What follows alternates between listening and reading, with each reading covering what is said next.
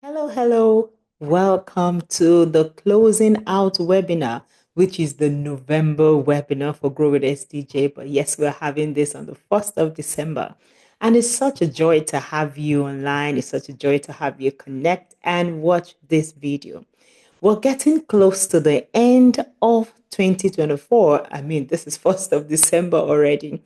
And we really, really need to start closing out on the year intentionally. And this webinar is going to be speaking on how we can prepare to close the year beautifully, to close the year excellently. So I hope you're ready with your journal, with your notes, ready to take down notes and get those action plan going for this last few days that we have in the year 2024.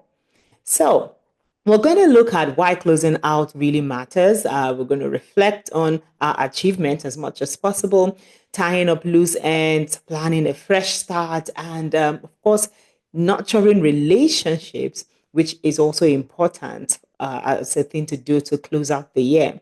So, to introduce this webinar today, as we're getting closer and closer to the end of the year, it's very important that we're intentional about how we are closing out on our plans, on our goals, on the activities that we had set. Or, I mean, I can imagine that a few new ones are going to show up as well. And you have to know how that is going to affect, your already set plans. And this is important because more often than not, it's like December days are even shorter, right?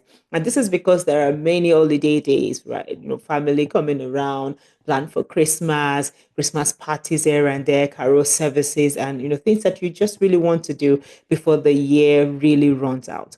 So closing out is really much more than just ending the year, doing a countdown. It's 30 days to the end, 29, 28, all the way to midnight 12 accounts in seconds to get into 2025. But this closing out means that we are now ensuring that things are set, loose ends are tied as much as possible. We've looked at what we've done in the year, we've looked at what we've achieved, the challenges that we have had, and that is never complete until we have really prepared for the year coming based on what we've experienced this year. So in this webinar, we're going to focus on, strategies to close out the year and step into the 2025, the new calendar year, with clarity, with purpose, and of course with momentum. We don't want to carry baggages from 2024 all to 2025. And as much as, I'm not so much of a fan of, oh, New Year resolutions, or New Year, new me, and then, here we are just waiting until the end of the year or the beginning of the new calendar year to set goals.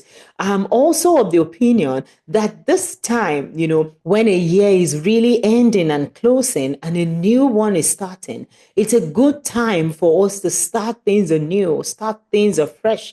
So it doesn't even have to be that you've had a bad year, but you can always start again. And I believe that every single day in life gives that opportunity to start again.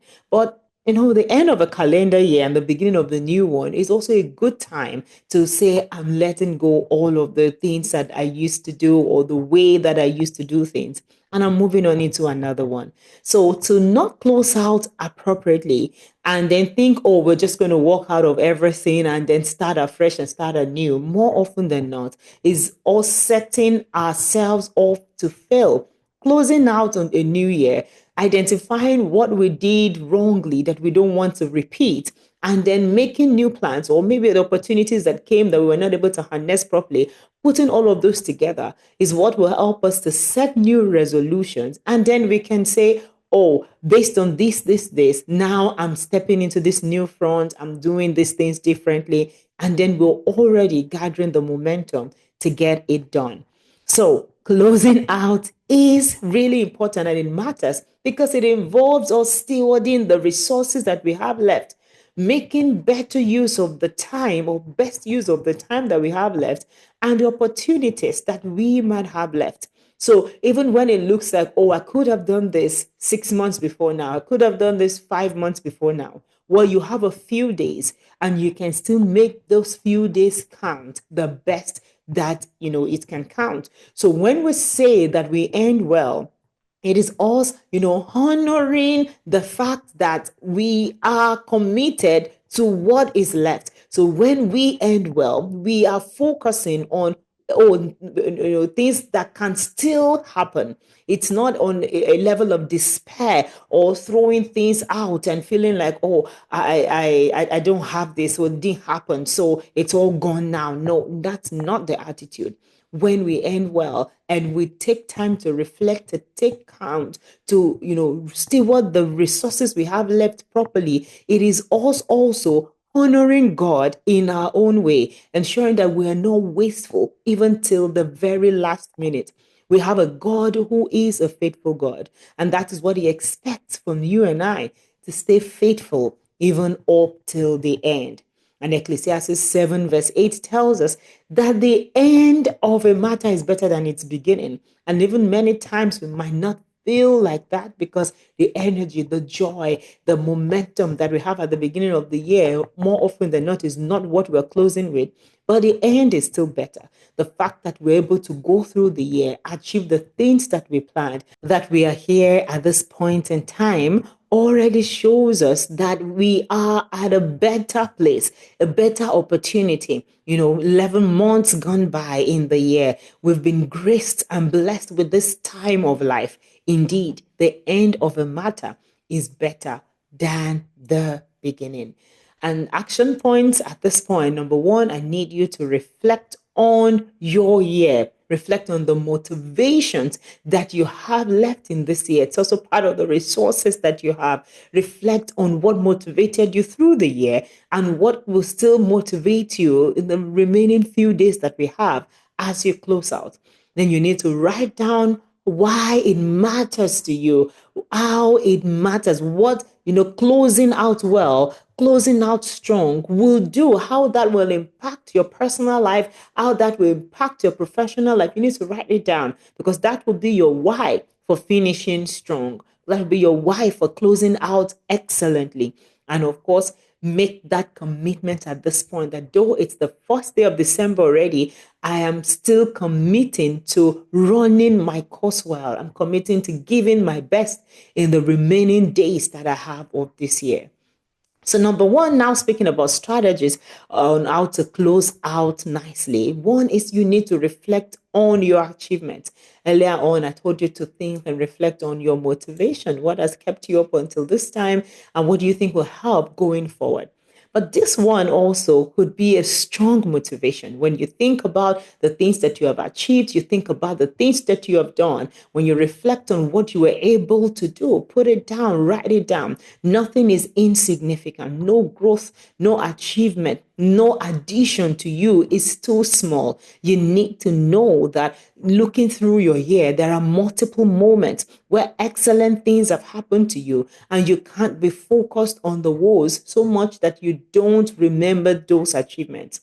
And looking at what Philippians chapter 4, verse 8 tells us, we need to fix our mind on what is true, what is right, what is good, what is praiseworthy, what is, full of virtue, what is excellent. So you can't be thinking only about how you failed, the business you didn't hit, the examination that you missed, how much you didn't have money for this and that. Yes, we're not ignoring the fact that those happened during the year, but reflecting on your achievements will keep your energy up, will keep you motivated to run this few days, this last lap, very excellently. So reflecting will help you recognize God's faithfulness. It will help you see how God has helped you through things. But it also helps you to now identify patterns in your life, things that happened, how you were able to achieve this and achieve that. And this usually would pave a way for improvement, would pave a way for you repeating the same success, and in fact improving on that success area that you have already identified and you have recorded nicely in your journal. And of course, when you find those achievements, you have to celebrate the successes, right? Nothing is too small. If you haven't celebrated yourself up until this time, yes, it's time for you to celebrate yourself. And yes, you have to acknowledge the challenges and the lessons learned, but celebrate your success, no matter how small. And then let this reflection also help you to identify patterns or habits that has impacted the results that you have up until now, or that has shaped your year and allowed it to be the way it is up until now.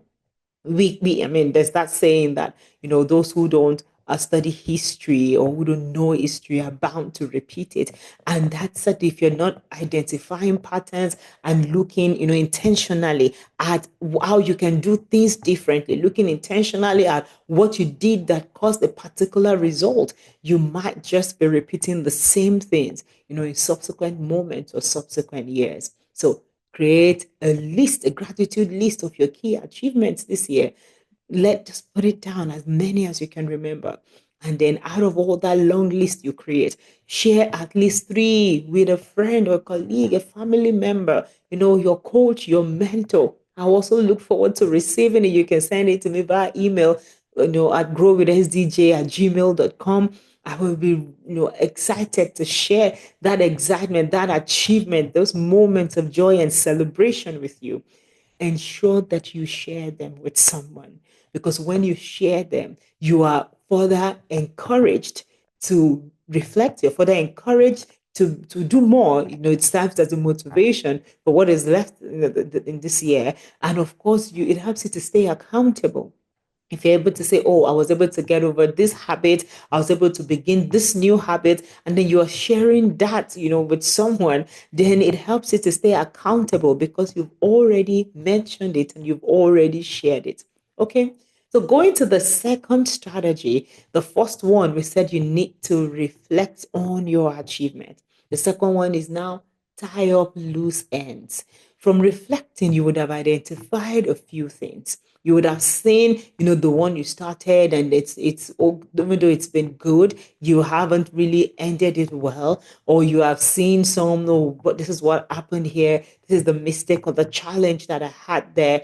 And then you now begin to intentionally tie up those loose ends. So you don't want to have unfinished tasks that you're taking into the year. You don't want to carry the weight, the stress, the burden from this year until the next. You want it to be a fresh start, and a true fresh start would be that you've already closed out what should have gone with this year and you're starting anew and afresh. Another, loose end to tie is issues that you have, the personal issues that you have with people. You don't want to have unresolved issues. You don't want to have unresolved conflicts that are going into the new year with you. So when you're looking at, the things that you committed to, the promises that you made that you probably didn't, were able to fulfill to the extent to which you promised, task that you were not able to complete that caused, fallout between you and someone, don't let those conflicts go into 2025 with you. Resolve those conflicts now. Yes, it's possible that you might be able to still, fulfill your part of the bargain. But if by now you've not done what should have been delivered weeks, months ago, you really want to have that conversation and not have to carry that wrong energy with you. So when you review your commitment, you look at your pending task and review how you're going to complete the deliverables, if it's still possible to do it before the end of the year. When you resolve conflict, it helps you to be clearer on the path that you're going to run in the new year. So it brings clarity, concerning the new year, but gives closure to this year. And if we're going to say, oh, obviously that cannot work anymore, let's get a new contract, let's have a fresh conversation as to what 2025 is, then you will have better clarity as to how you're going to go by that business interaction or by that relationship in a new year. So you need to review your commitments. If you have found out that, well, you overcommitted and you are unable to, deliver, well, it's bad enough, but it's better you speak about it, and it's better you review and don't continue to promise the same things that you know you would not be able to fulfill or deliver. When those commitments are reviewed, you now need to prioritize the tasks that are now possible to do based on urgency, based on importance. Some things are urgent, and even if you are not able to close them out in 30 days, starting out with them, carrying them up to a certain level in this remaining days is quite important. So prioritize the task, look at the ones that are still possible. If it's not possible to begin again, then set a specific time next year. Of course, agreeing with your client, agreeing with all the stakeholders that this and this and this is what is going to happen and how we're going to do it and how I'm going to be able to deliver on this. And of course, delegate where necessary, whether delegate for tasks that you need to fulfill now or tasks that will happen next year. If you have identified that the fact that you didn't delegate is the reason why you are experiencing the current challenge and you have so many loose ends, and it's time for you to learn that. Let's delegate. Let's not put all of the things. Yes, our desire is there to do quite a lot of things by ourselves, maybe because we want to keep all the money to ourselves, but sometimes it's not possible. Sometimes we have not gotten that capacity. Sometimes we've not built a team that is strong enough. And based on that, we need to know when to delegate. We need to know when to outsource, or we need to know when to say, oh, this is something that I cannot handle or I cannot work with at this time, and decline honorably. So your action points for tying up loose ends, you need to make a list, another list here of outstanding tasks, outstanding issues, and then prioritize and schedule time for them this week to address it. Address the outstanding tasks to see what and what and what and what and what can I do.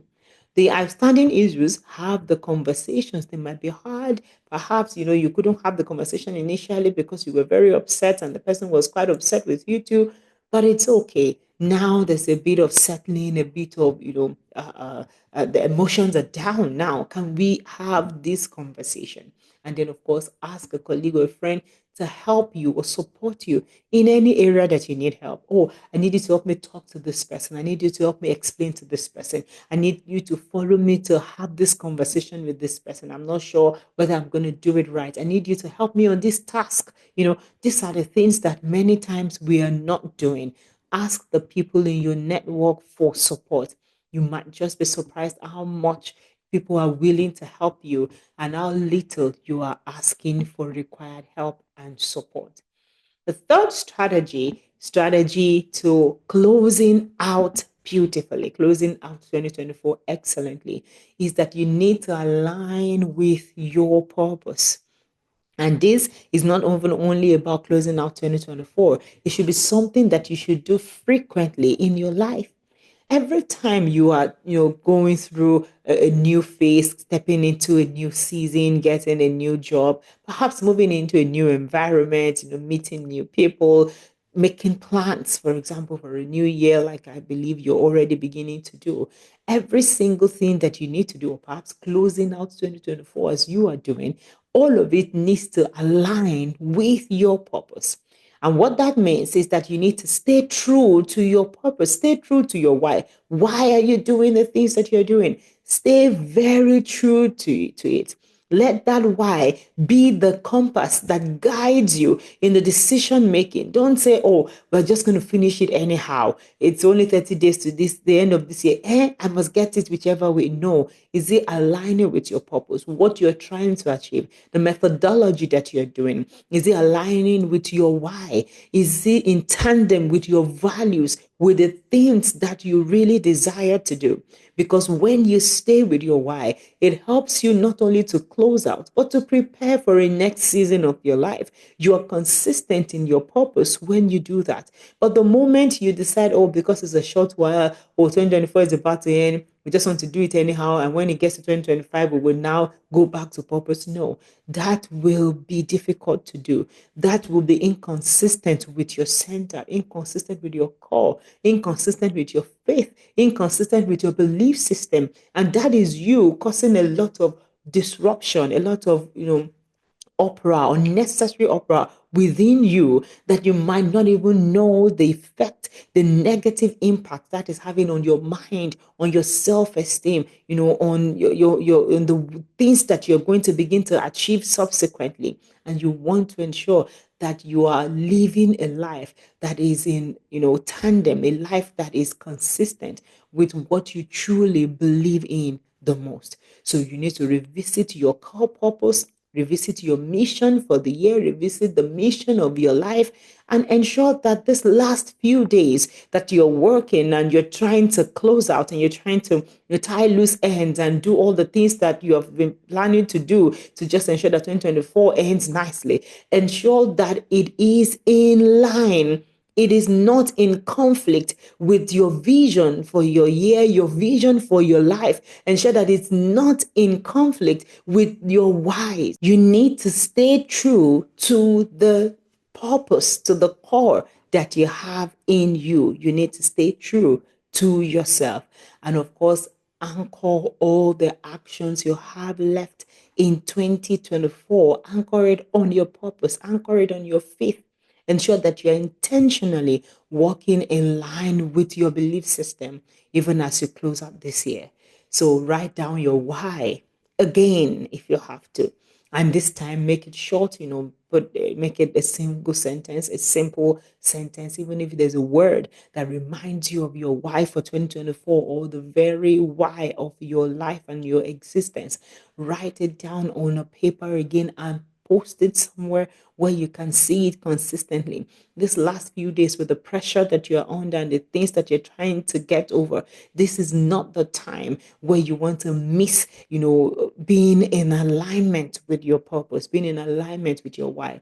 So put it, in places where you can see it frequently and let it serve as daily reminders of your purpose, daily reminders of why you're doing what you're doing. And this would also stand very strongly as a source of motivation for you as you do that.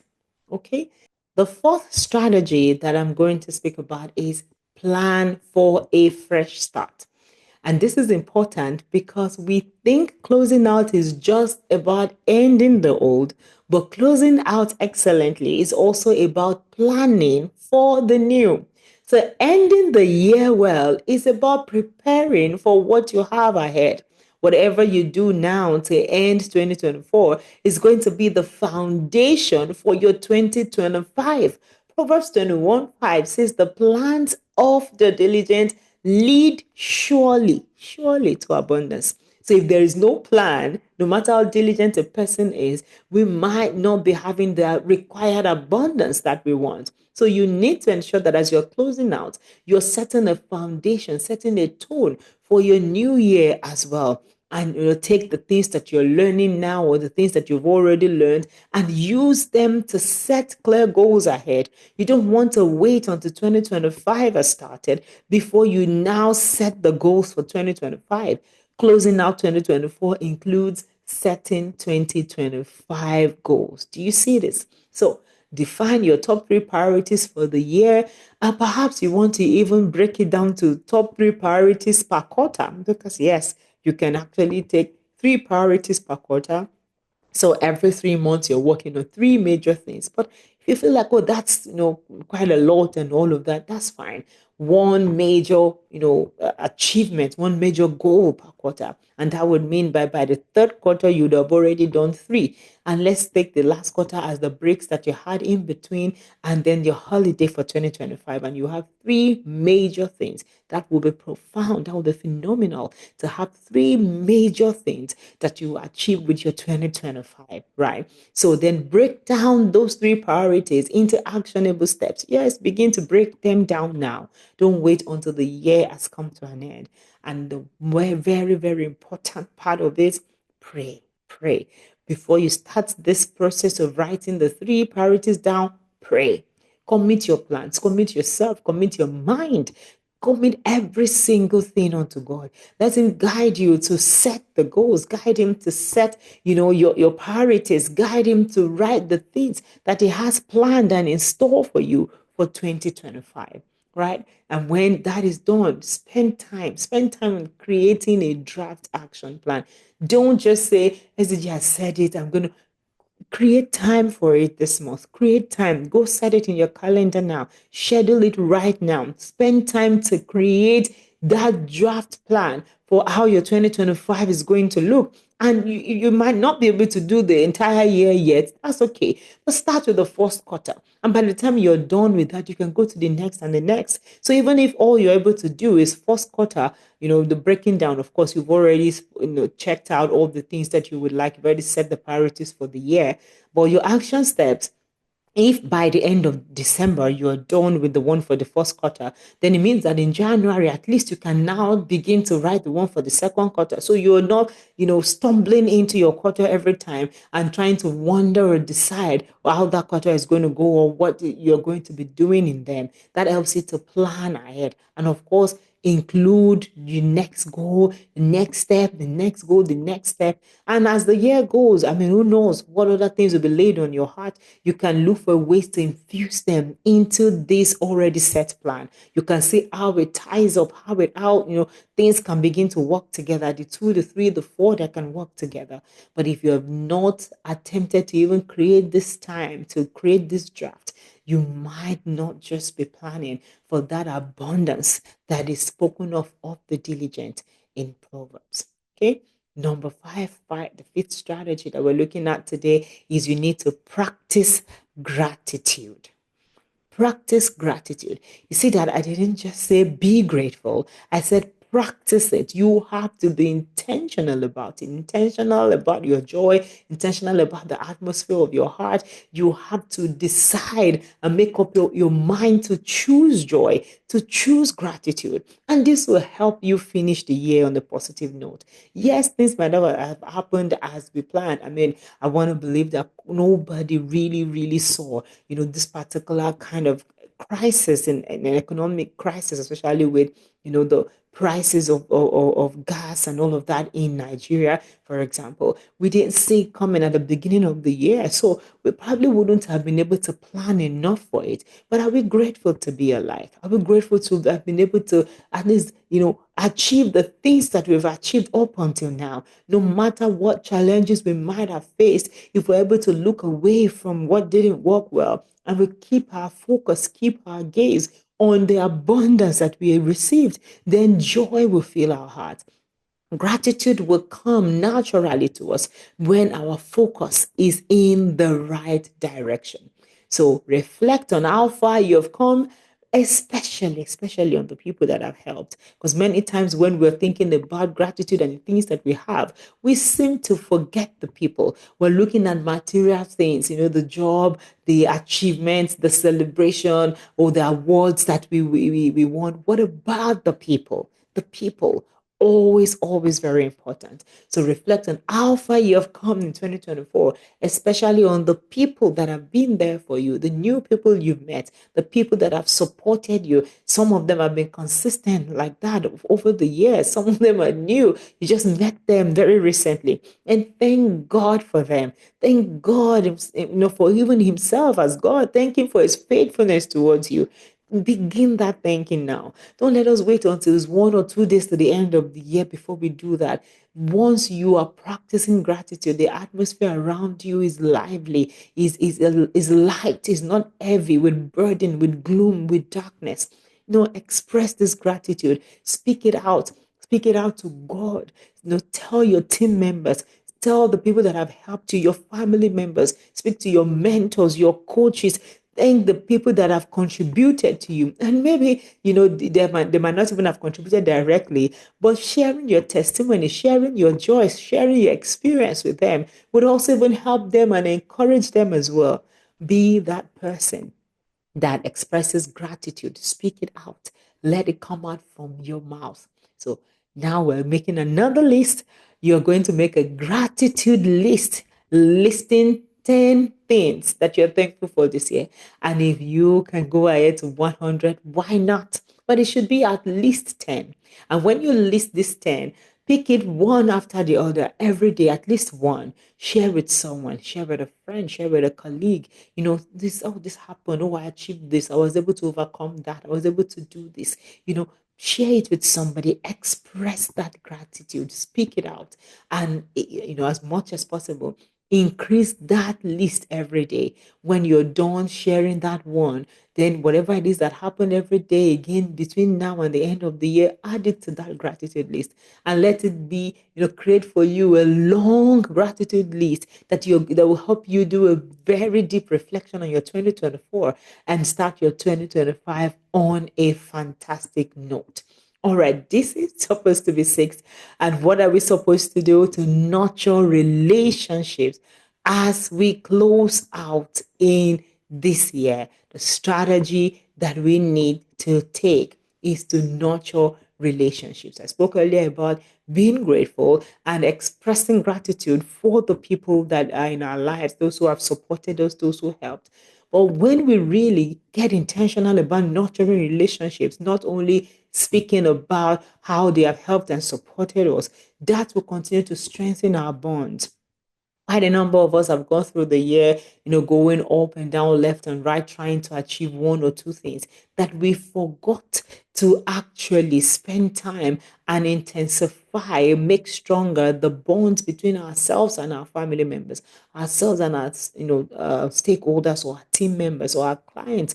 Perhaps because, we had a fallout of some sort or whatever it is, but we need to ensure that we are nurturing the relationships in our lives and we're not just letting time go by and expecting that relationships will naturally be okay or they will just naturally heal for whichever fallouts that we might have had in time past.